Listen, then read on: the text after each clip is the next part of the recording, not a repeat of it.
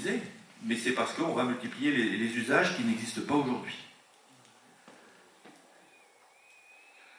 Donc, on voit sur cette courbe temporelle un peu comment tout ça peut se passer, c'est-à-dire qu'on voit au sommet de la courbe, tout ce qui est gris, c'est les énergies qui vont être déplacées vers les usages électriques, qui sont aujourd'hui principalement donc, le charbon, le pétrole, le gaz, qu'on va essayer de plus en plus d'utiliser sous forme électrique, notamment pour les transports. Et puis en bas, la courbe du bas, c'est celle que j'ai montrée tout à l'heure, qui est la consommation d'électricité. Et donc la partie hachurée en rouge, avec le point d'interrogation, c'est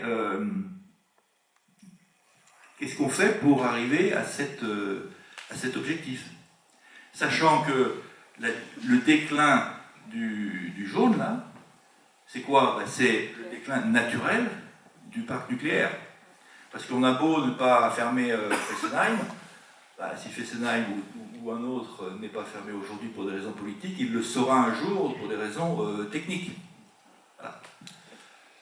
Ça, c'est pas un débat. Donc, l'un dans l'autre, on voit qu'on va consommer plus d'électricité. Le parc d'aujourd'hui, indépendamment de considérations dogmatiques ou politiques, va décliner. Qu'est-ce qu'on fait pour remplir le triangle hachuré rouge qui représente la consommation d'électricité qu'aujourd'hui on ne sait pas produire avec les outils actuels? Pardonnez-moi, oui. Je ne vois pas bien les années. En fait, le niveau qu'on cherche à atteindre en 2050, c'est le niveau qu'on avait à quelle année? Je ne vois pas les années ici.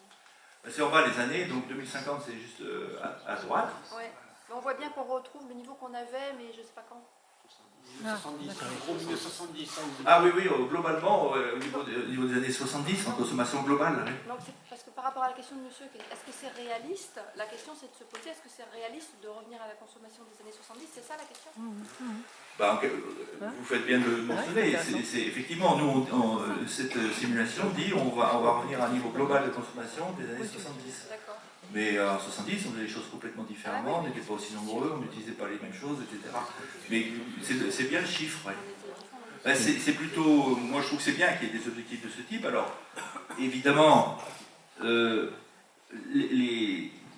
que j'indique là, le travail de RTE a été fait avec des variantes, parce que les 645 TWh que j'indique, qui sont indiqués en haut, c'est ce qui était sur la courbe. Mais comme vous le disiez bien, ça peut être plus, ça peut être moins. Donc il y a des scénarios différents qui ont été envisagés. Et vous le voyez peut-être pas très bien parce que c'est petit, mais dans le scénario du haut, on a toujours l'industrie et l'habitat qui comportent une grosse part, mais on voit qu'on a 100 TWh pour le véhicule électrique. Aujourd'hui, c'est 0. Donc ça illustre bien que demain, on va devoir produire plus d'électricité et qu'on n'aura plus les outils de production d'aujourd'hui. Donc, RTE a ainsi fait des scénarios de production. Première hypothèse qui a été faite, l'hydraulique, il y a un certain nombre de productions qui ne vont pas bouger. C'est ce que j'indiquais tout à l'heure. Faire des nouveaux barrages de Serre-Ponçon et autres, on ne sait pas très bien où et comment. Donc l'hypothèse de base, c'est qu'on maintient ce parc hydraulique. Et puis au-delà de ça, le RTE, qui n'est pas dogmatique, qui est juste un opérateur technique et intelligent, a établi un certain nombre de scénarios, je dirais, qui sont variables selon où on appuie. Vous avez là, par exemple, le premier, alors, c'est pas du tout une provocation et c'est pas du tout une opinion que j'exprime là, c'est juste comme ça, il était en premier là, dans le scénario de... C'est un scénario, est-ce qu'il y a un scénario où on sort complètement du nucléaire? Ils l'ont présenté, RTE n'a pas dit c'est ça qu'on fait, après c'est le gouvernement qui fait ses choix. Mais un scénario qui dit on sort du nucléaire, c'est le solaire qui est multiplié par 20, l'éolien par 4, l'éolien en mer, on fait 62 gigawatts. Donc voilà, c'est un des scénarios. Un deuxième scénario qui est un développement très important des énergies renouvelables, mais avec cet essor. Qu'est-ce qu'ils disent après? Voilà, cet essor sous-entend une mobilisation forte des acteurs locaux, participatifs et collectivités locales. Donc dans ce deuxième scénario, on fait 16 gigawatts de nucléaire. Parce qu'en 2050, l'hypothèse est prise qu'on sera quand même pas loin de la fin de vie du parc existant. Donc c'est un autre scénario.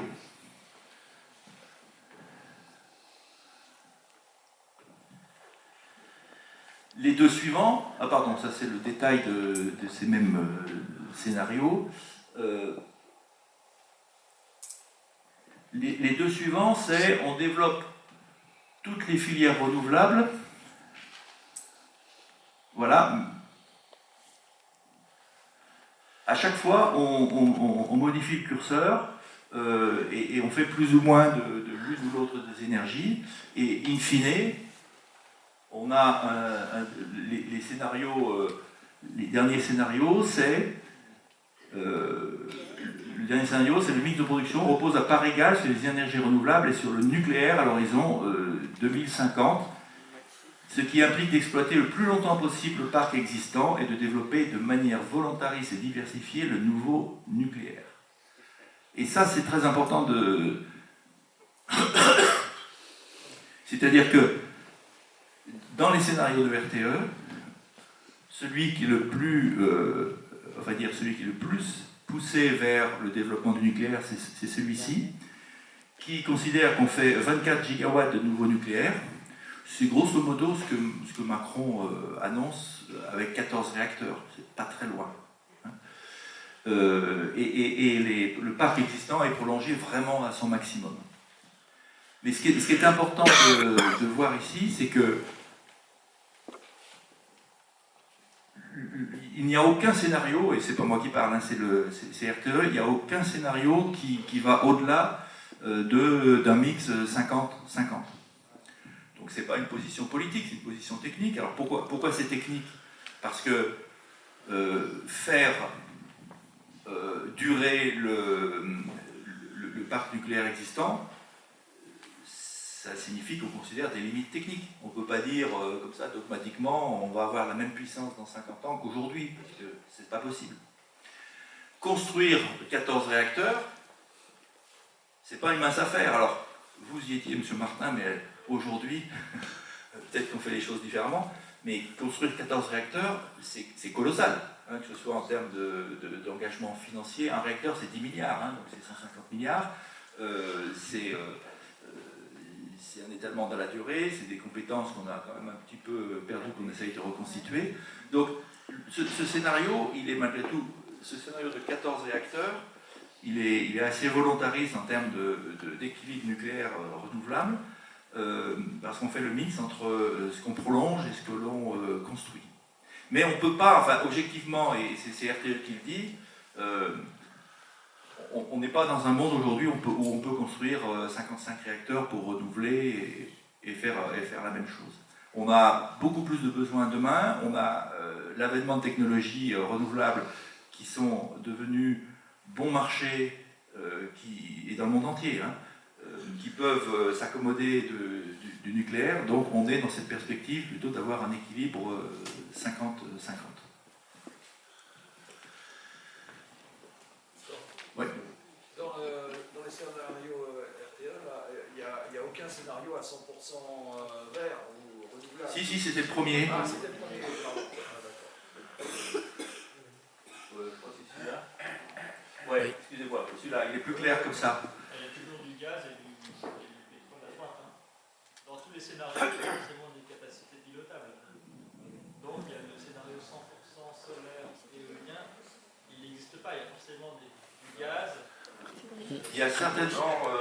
Alors, il y a 26 gigawatts de batterie, de stockage. Donc, ça anticipe une évolution des technologies de stockage. Les 26 gigawatts, c'est pas rien. Mais voilà. Oui, effectivement, vous avez raison de le noter, et que plus on est vers un mix 100% renouvelable, plus on a du stockage en abondance. Et les 29 gigawatts qui sont au-dessus de vos batteries, c'est quoi? C'est les consommations de l'industrie.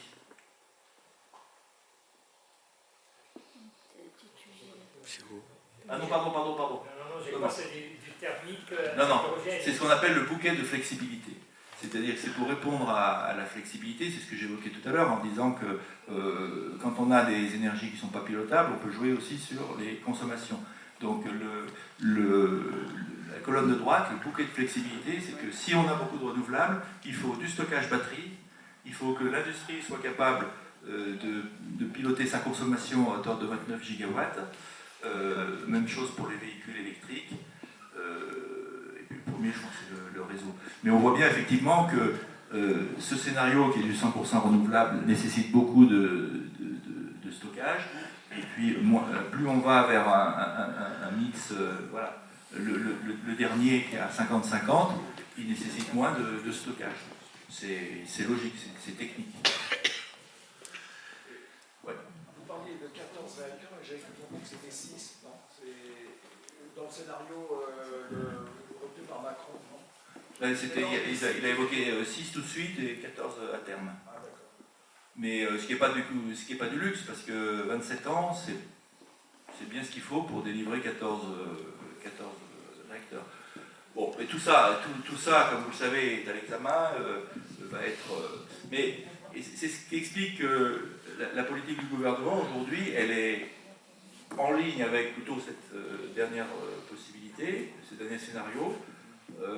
Il y a la relance du nucléaire, et puis il y a la loi sur les énergies renouvelables, c'est-à-dire que ça va selon les deux routes pour augmenter considérablement le solaire, l'éolien en mer.